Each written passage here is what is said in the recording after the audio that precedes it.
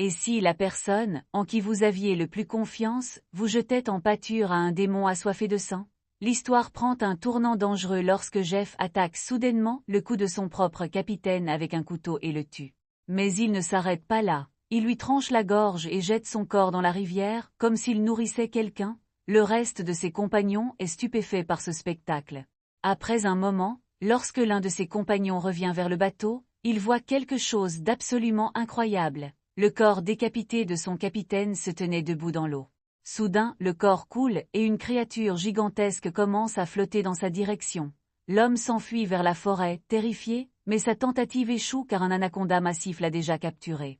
Le serpent s'apprêtait à s'enrouler autour de lui, à lui broyer les os et à le dévorer. Pendant ce temps, son autre compagnon resté dans la forêt voit l'anaconda grimper à un arbre en regardant son propre estomac.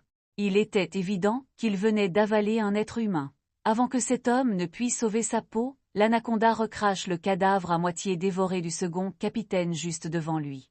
Et avant qu'il ne puisse comprendre ce qui se passe, ce serpent démoniaque le saisit à son tour entre ses mâchoires, le fait tomber de l'arbre, lui broie les os et commence à le manger lui aussi. Mais le plus terrifiant restait là, debout au loin. Jeff observait toute la scène en silence, un sourire aux lèvres, comme si tout cela se déroulait exactement selon sa volonté.